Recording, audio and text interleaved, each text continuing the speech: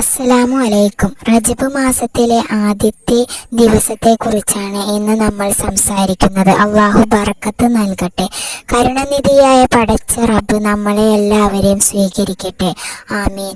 അള്ളാഹുവിൻ്റെ അനുഗ്രഹങ്ങളിൽ എല്ലാവരെയും ഉൾപ്പെടുത്തട്ടെ. പരിശുദ്ധമായ മഹത്തമായ പുണ്യമായ റജബ് മാസം, ആ മാസത്തിലെ ആദ്യത്തെ ദിവസത്തിലാണ് നാം എല്ലാവരും ഉള്ളത്. ഇന്ന് റജബ് മാസത്തിലെ സുന്ദരമായ ആദ്യത്തെ ദിവസമാണ് നാം എല്ലാവരും ഉള്ളത്. പരിശുദ്ധമായ റജബ് മാസത്തിൽ ഒരു നോമ്പെടുക്കുന്നതിൽ കിട്ടുന്ന പ്രതിഫലം 30 ദിവസത്തെ നോമ്പെടുക്കുന്നത് പോലെയാണ്. ഒരുപാട് അമലുകൾ ഈ റജബ് മാസത്തിൽ ചെയ്യാനുണ്ട്. റജബ് മാസത്തിൽ ഏറ്റവും പ്രത്യേകത ഉള്ളത് ഒരു ദുആയാണ്. അല്ലാഹുമ്മ ബാരിക് ലനാ ഫീ റജബിൻ വശഅബാൻ വബല്ലിഅനാ റമളാൻ. ഈ ദുആ നിർബന്ധമായും പറഞ്ഞിരിക്കണം. അത്രമേൽ ശ്രേഷ്ഠമായ ദുആയാണ്. റജബ് മാസത്തിലും ബറക്കത്ത് നീ നൽകണേ അല്ലാ. ബറക്കത്ത് എന്ന് പറഞ്ഞാൽ കുറേ പൈസയുണ്ടാകലല്ല, കുറേ കാലം ജീവിക്കലല്ല.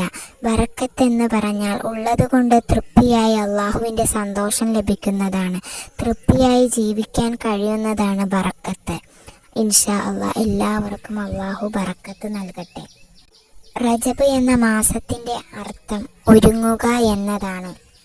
റഹ്മത്തും ഔദാര്യവും ഗുണവും കിട്ടുന്ന മാസമാണ്. അത് വെറുതെ കിട്ടുകയില്ല, ചോദിച്ചാൽ മാത്രമാണ് അള്ളാഹു നൽകുന്നത്. ഈ മാസത്തിൽ നമുക്ക് നന്മകൾ നേടിയെടുക്കാൻ കഴിയും. ഈ മാസത്തിൽ ഒരുപാട് മഹാന്മാർ മരണപ്പെട്ടതാണ്.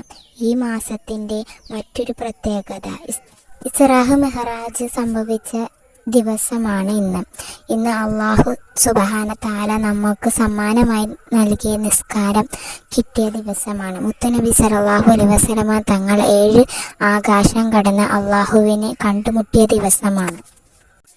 ഈ മാസത്തിൽ വിരുന്നുകാരെ സൽക്കരിക്കുന്നതും അള്ളാഹുവിനെ സന്തോഷിപ്പിക്കുന്നത് പോലെയാണ്. കുടുംബ ബന്ധങ്ങൾ ചേർക്കുന്നത് അത് അള്ളാഹു ഇഷ്ടപ്പെടുന്നതാണ്. നമ്മൾ എന്ത് സൽക്കർമ്മങ്ങൾ ചെയ്താലും കുടുംബ ബന്ധങ്ങളെ മുറിച്ചു മാറ്റിയാൽ അള്ളാഹു അത് സ്വീകരിക്കുന്നതല്ല. ശരീരത്തെ ശുദ്ധീകരിക്കുന്ന മാസം കൂടിയാണ്. ഒരുപാട് ഇസ്തിഗ്ഫാർ അധികരിപ്പിക്കുക, കാരണം ശരീരത്തിലെ പാപങ്ങൾ കഴുകിക്കളയുന്ന മാസമാണിത്.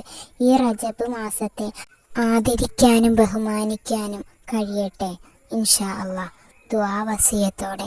അസ്സലാമു അലൈക്കും.